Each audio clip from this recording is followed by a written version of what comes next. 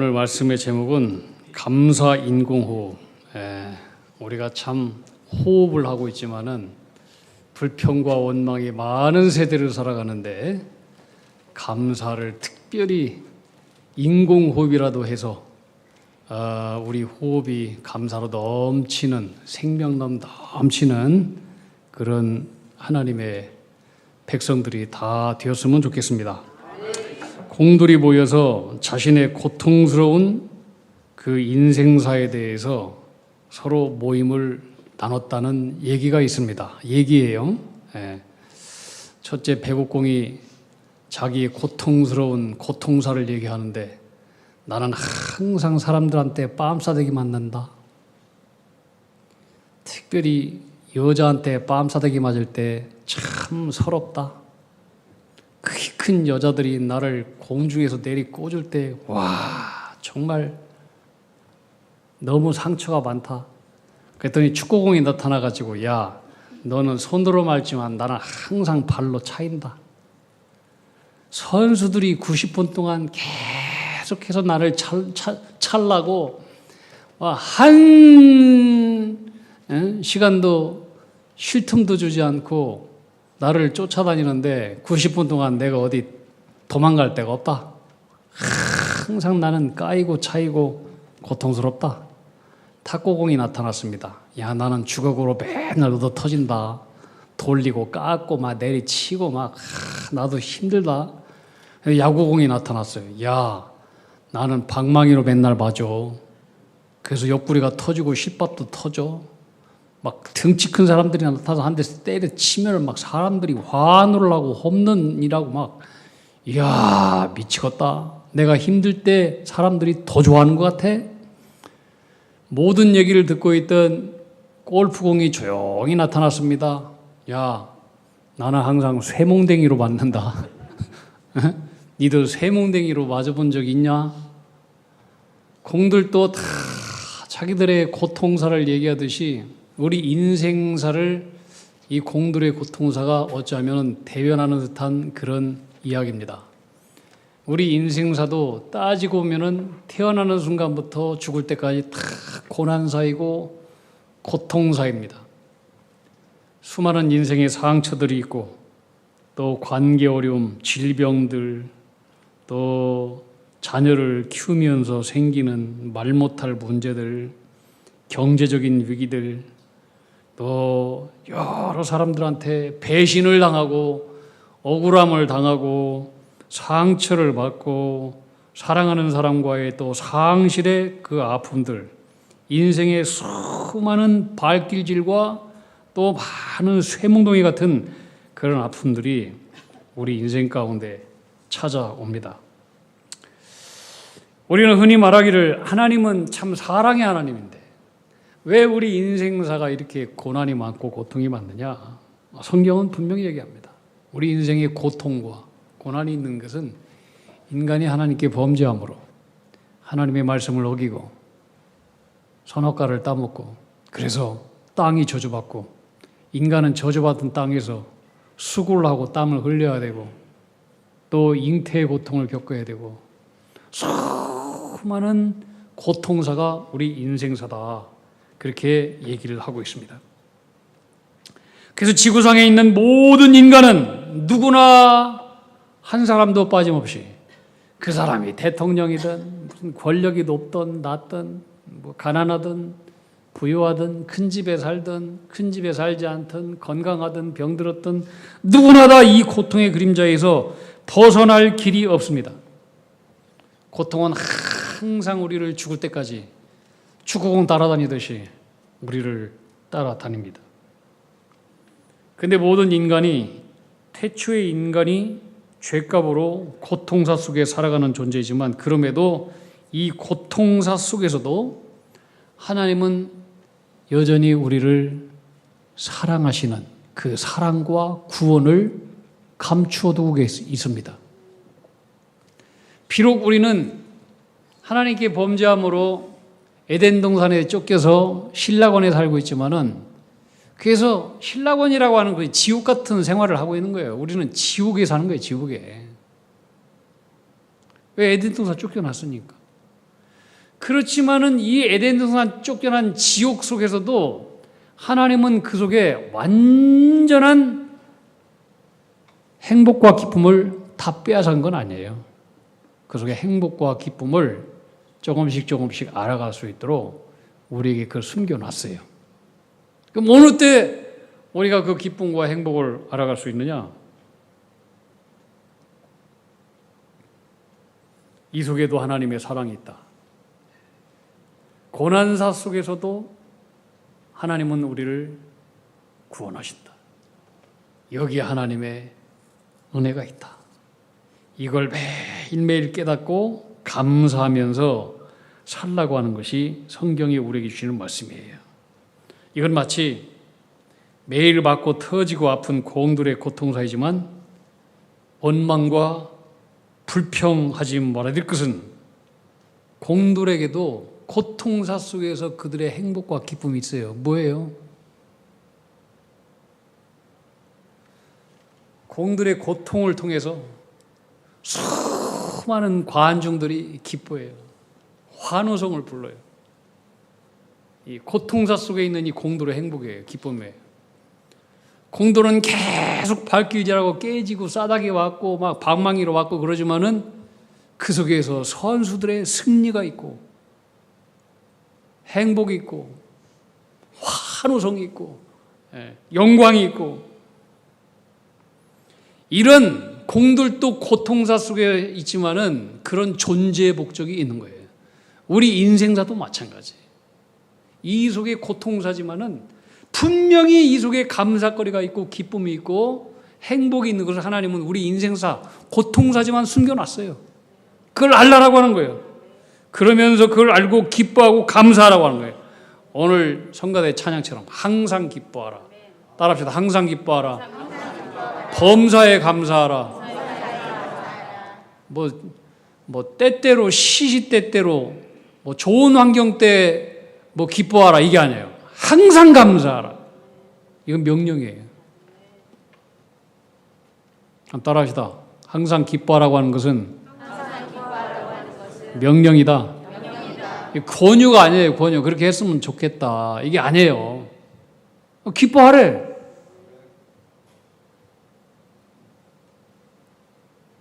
범사에 감사하래요. 환경 따지지 말고 감사하래요. 왜? 그 속에 우리는 잘 알지 몰랐지만 하나님의 특별한 사랑과 은혜가 있다. 이걸 신뢰하고 감사하고 기뻐하라는 거예요. 그래서 우리 인생사 속에 주어지는 여러 이 고난사지만은 이것을 역설적인 하나님의 선물로 고난을 바라보는 믿음이 있을 때 이게 복된 믿음인 거예요. 여러분, 우리 삶은 항상 고난으로 포장된 박스로 하나님의 선물이 주어집니다. 하나님의 선물은 항상 고난으로 쌓인 포자기예요.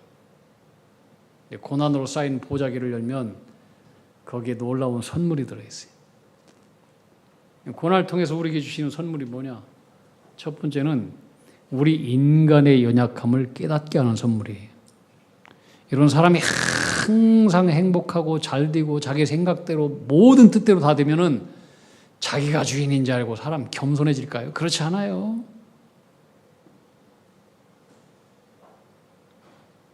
그게 하나님은 우리에게 고난을 주는 거예요. 깨지고 터지고 아파하고 병들고 실패하고 무너지고 절망케 하고 그 속에서 우리 인간은 나의 힘으로는 나는 아무것도 할 수 없는 연약한 존재로구나. 그때 비로소 우리 인간은 자기 자신의 영혼의 시선을 들어서 하나님께로 향하게 되는 것입니다. 그래서 이 고난이라고 하는 것은 우리로 하여금 나의 연약함을 깨닫고 하나님께로 우리의 시선을 향하게 하는 선물이에요. 선물. 두 번째 선물은 뭐냐면 고난은 성장과 변화를 가르쳐 하는 연단의 선물입니다. 쇠몽둥이로 맞는 골프공이 제일 멀리 날아가는 것처럼 고난은 좀 더 하나님께로 우리로 하여금 나아가게 하고 우리의 믿음과 우리의 영혼을 더욱더 성장하게 만들고 우리로 하여금 소망의 사람이 되게 만드는 하나님의 특별한 선물입니다. 그래서 환난은 인내를, 인내는 연단을, 연단은 소망을 이룬다. 사도 바울은 그렇게 얘기합니다. 고난의 불은요, 우리 속에 있는 모든 무거운 것들을 다 태워버립니다. 가볍게 만들어요. 그리고 우리를 순금처럼 만들어요. 그래서 이 고난이 없었다면 우리는 결코 영적으로 성숙하기는 어려워요. 고난이 아닌 다른 방법으로 하나님께서 우리를 성숙할 수 있는 길이 있게 한다면 그렇게 하실 거예요. 근데 그 길 외에는 없어요. 그러니까 우리에게 고난을 주시는 거예요. 아픔도 주시고 질병도 주시고 암도 주시고 실패도 주시고 어려움도 주시고 그게 다 뭐냐? 따라합시다. 선물이다. 선물이다. 네. 고난은 하나님께서 항상 우리에게 포장된 변장된 선물로 역사하시요. 세 번째 선물은 뭐냐? 고난은 작은 것에 감사하게 하는 선물이다. 유명한 괴테가 그랬잖아요. 눈물 젖은 빵을 먹어보지 못한 사람은 인생에 대해서 논하지 말아라.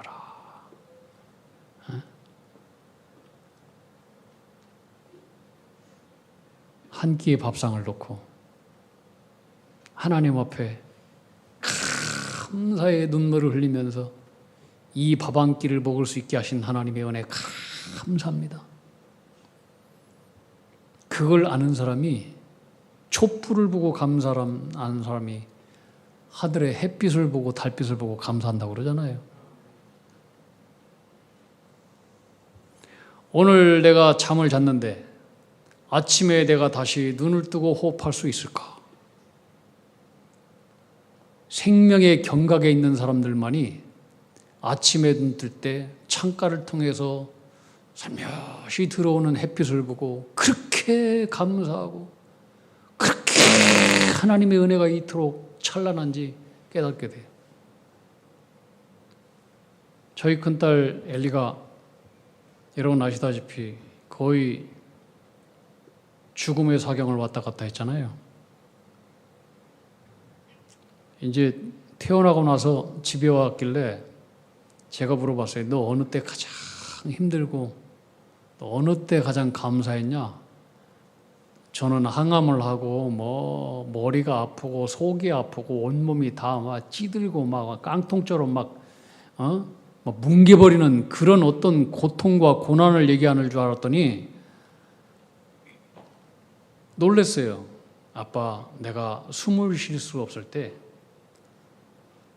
조그마한 산소호흡기를 콧구멍에 집어넣고 막 숨을 쉬려고 하는데 막 숨이 안 쉬지니까 숨이.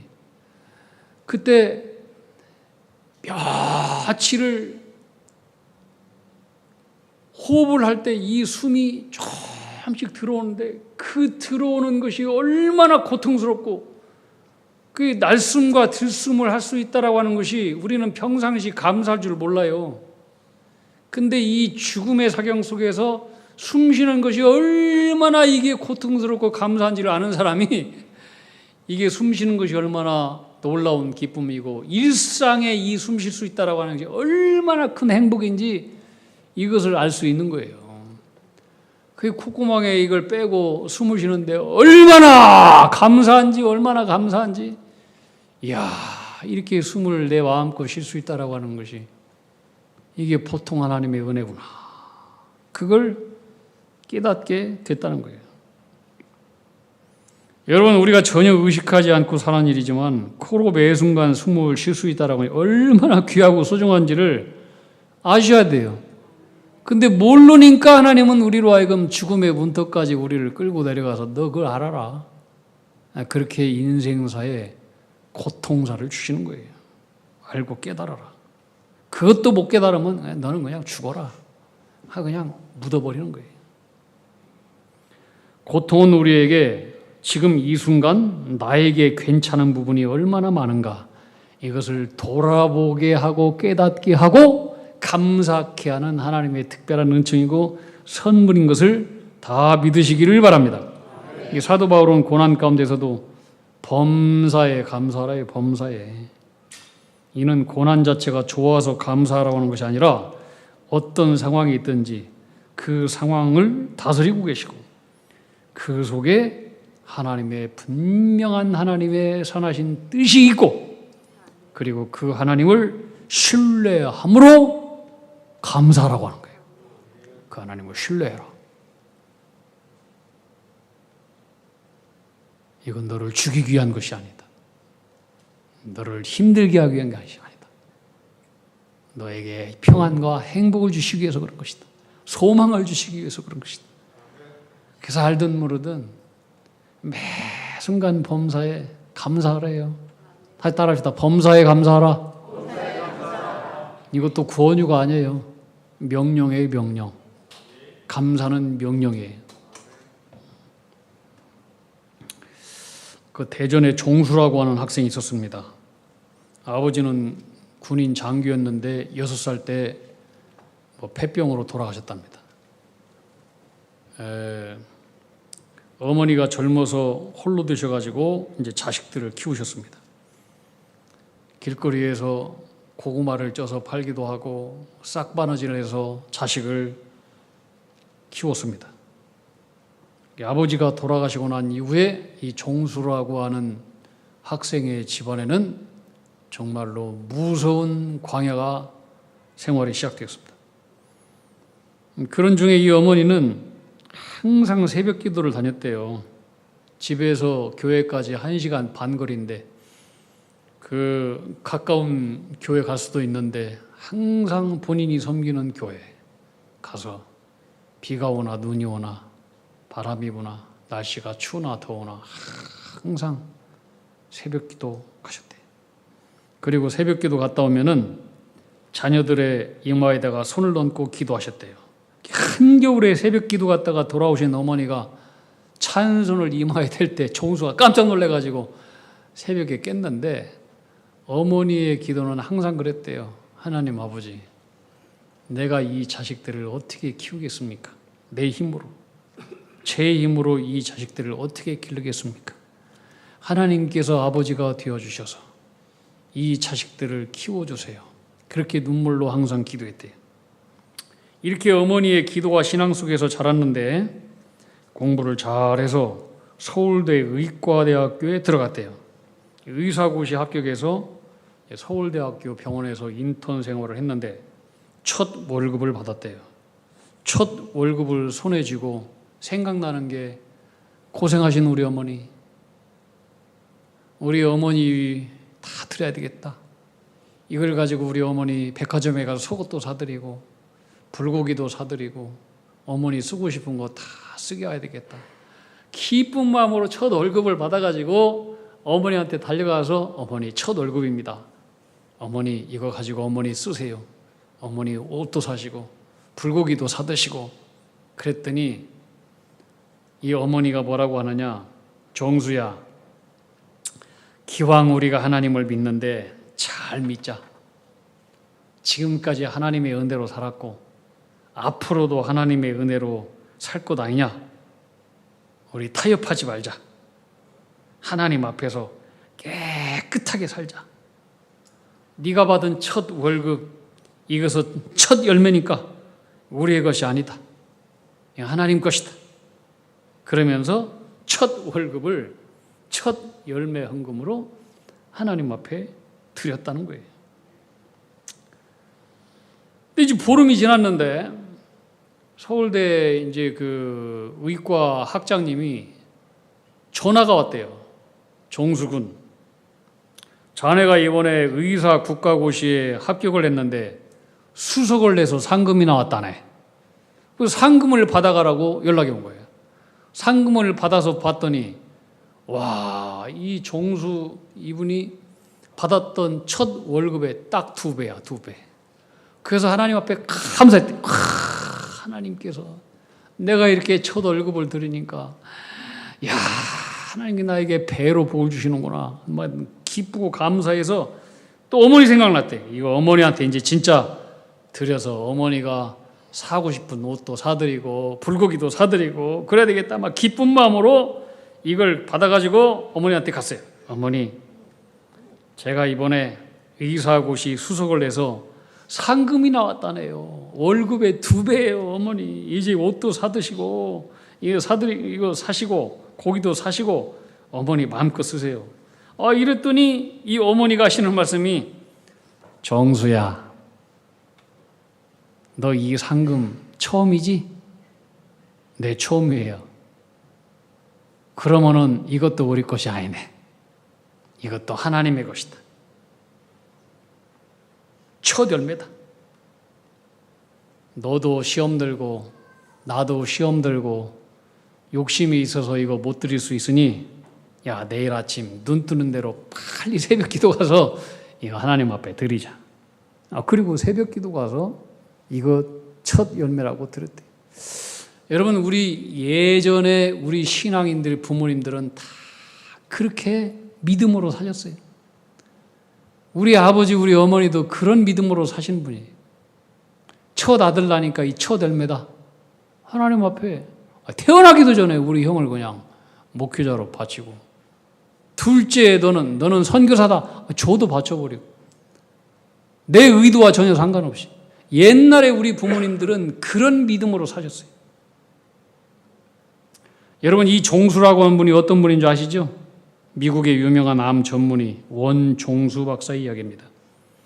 원종수 박사의 어머니 감사유라는 고난은 참 인생을 부서뜨리는 무서운 일이지만, 그러나 그 고난 속에서 하나님의 은혜를 잊지 않고 하나님의 사랑을 믿음으로 기억하면서 감사한 자의 인생이 얼마나 아름다운지, 그리고 성도의 믿음의 삶이 감사로 완성된다라고 하는 것을 우리가 배우게 됩니다.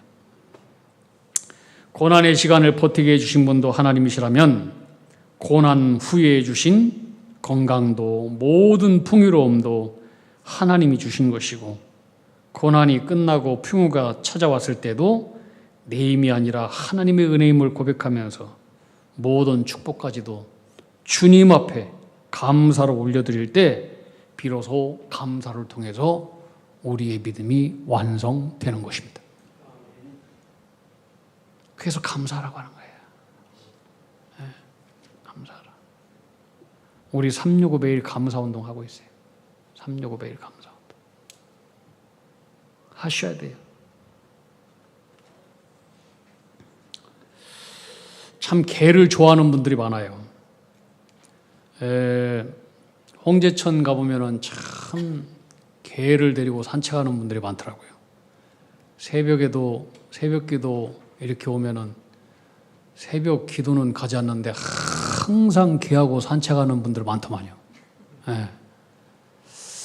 개하고 같이 가면은 개보다 빨리 가지 말라고 그러던데 개보다 더한 사람이라고 하고 개보다 늦게 가면은 개보다도 못하다고 하고, 하여튼 개를 그렇게 사람들이 좋아해요. 그 이제 제가 홍제천에 개를 안고 뭐 개를 또 이렇게 유모차에 태워가지고 가는 아주머니를 보고 개가 참 이쁘더라고요. 그래서 참 개가 참 멋지네요. 참 아름답네요. 귀엽네요. 그랬더니 개가 사람에게 주는 엄청난 기쁨이 있다는 거예요. 그러니까 이렇게 개를 사랑한다는 거예요. 그러면서 개 자랑을 하더라고요. 그래서 막 자기는 머리 빠마 이거 3만 원인데 개 빠마 이것은 10만 원이래요. 와, 이 개 빠마가 나 그렇게 비싼지 몰랐어요. 그러면서 이 개를 그렇게 좋아하는데 미국 사람들이 얼마나 개를 좋아하는지 몰라요. 개한테 유서도 막, 개한테 그 뭡니까? 재산도 물려줘요, 개한테. 예. 미국 사람들이 개한테 투자하는 그 돈만 안 써도 그 돈만 가지고도요, 아프리카에 있는 사람들을 몇 년을 먹여 살린대요. 예, 몇 년을. 우리도 이제 개 좋아하시는 분들 많잖아요. 저도 뭐 어렸을 때 개 좋아하고 개를 평생 키웠죠. 예. 근데 사람들이 왜 이렇게 개를 좋아할까? 이제 제가 개를 키워본 결과 종합해서 3가지로 말씀드리면, 첫 번째, 개는 온통 주인에 대한 생각밖에 없더라고요. 여러분 온통 하나님을 생각하며 사십니까? 개는요 온통 주인만 생각해요. 그래서 집에 늦게 들어오는 주인을 보면은 막 온 마음과 정성을 다해서 막 꼬리를 치고 막 신령과 진정으로 감사하고 기뻐하고 펄쩍펄쩍 뛰고, 이건 주인에 대한 경배예요, 경배. 아이, 남편이 저녁 때 늦게 들어오잖아요. 그러면은 마누라는 들여다보지도 않아요. 왜 이렇게 늦게 오느냐고 하고, 밥은 먹었느냐고 하고, 애 새끼들은요 방구석에 나오지도 않아요. 근데 개는 나와가지고 막 좋다고 막 세상의 개처럼 나를 이렇게 환대해주고 환영해주고 기뻐해주는 사람이 아니지. 대상이 또 있을까? 개밖에 없는 거예요. 개를 좋아하는 거예요. 두 번째, 개는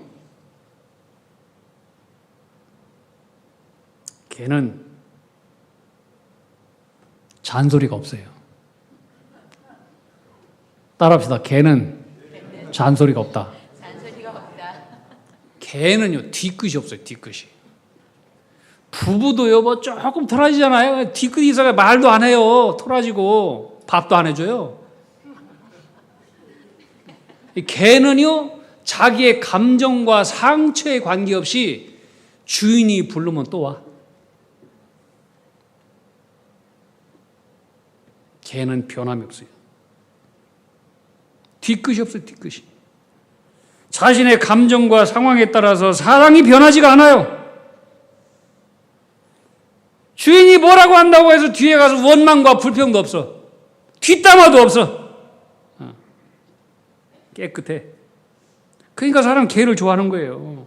세 번째, 개는요 변치 않는 충성심이 있어요. 개는요 특별히 주인의 인품과 인격에 대해서도 별로 상관하지 않아요. 그냥 주인이면 무조건 좋아. 심지어 개가 도둑놈일지라도 개는 충성해. 좋아해. 꼬리쳐. 안 따져. 주인의 허물과 행동에 따라서 전혀 따지지 않아요. 사람이 개를 좋아하는 거예요. 저는 개를 생각하다가 진짜 복음을 생각했어요. 복음. 일명 개복음인데 뉘앙스는 이상하지만 이 개를 통해서요 하나님에 대한 사랑이 얼마나 크고 위대한지, 그리고 우리 인간이 개가 우리 주인, 인간 주인에 대한 그 태도, 그 사랑, 그 변함없는 그 태도, 그 충성, 그 순종, 이걸 통해서 우리가 개가 주인에 대한 그 모습대로 우리가 하나님을 저렇게 사랑하고 순종하고 따르고 그러면 얼마나 하나님이 좋아할까? 나는 이 개를 통해서 진짜 참된 복음을 깨달았다니까요. 첫째, 하나님의 절대적인 사랑. 개가 주인을 조건 없이 사랑하듯이 하나님께서는 우리가 잘할 때만 사랑한 게 아니에요. 못할 때도 사랑하셔요. 죄인 되었을 때도 하나님 우리를 사랑했대요. 할렐루야. 우리가 죄인 되었을 때 하나님 사랑했다는 거예요. 당신의 아들을 주셨다는 거예요.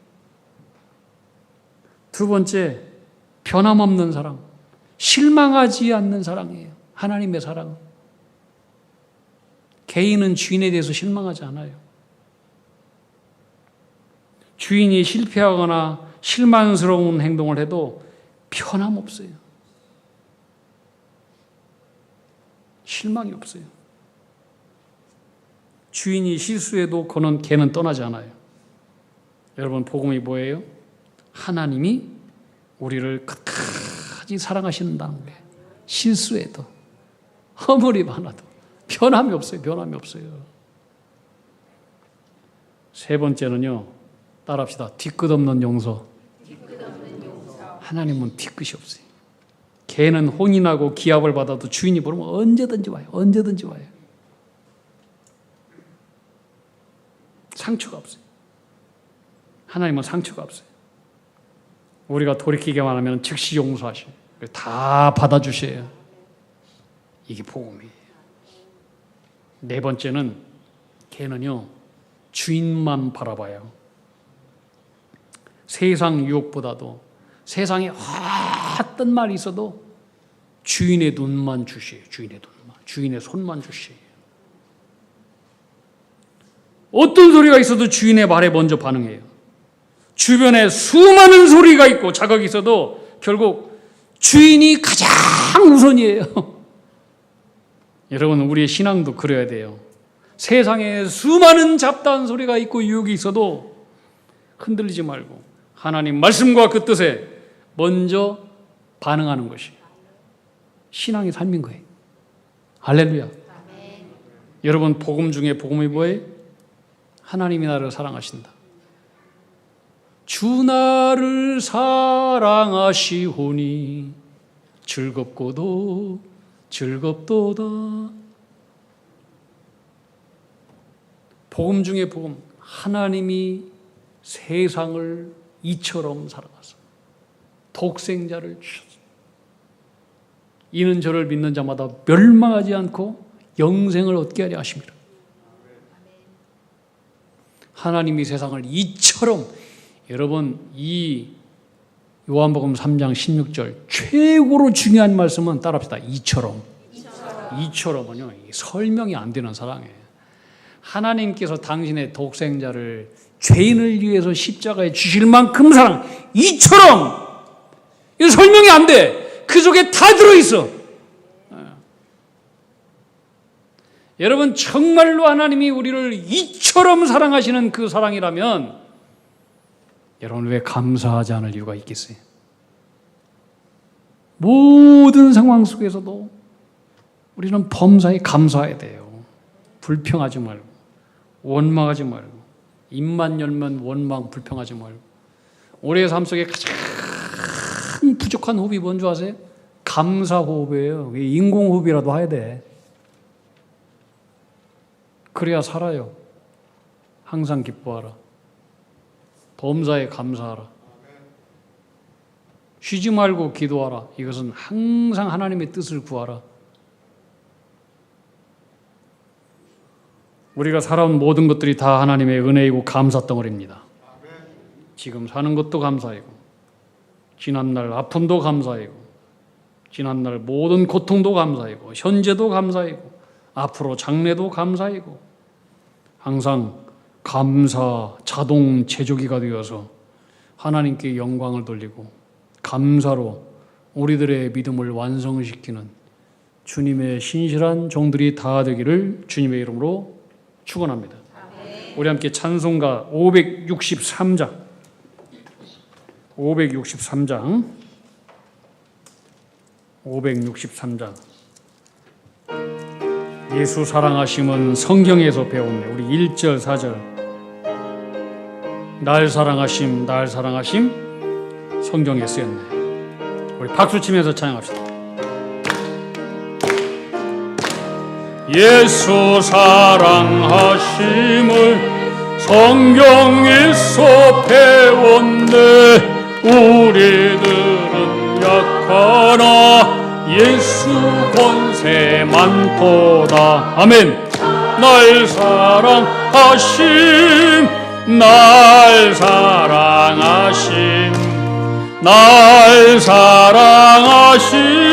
성경에 쓰였네. 세상 사는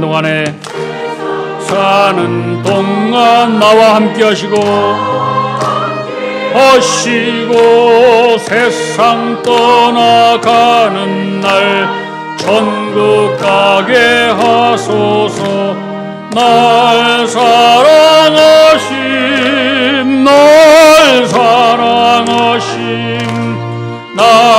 사랑하심 성경에 쓰였네.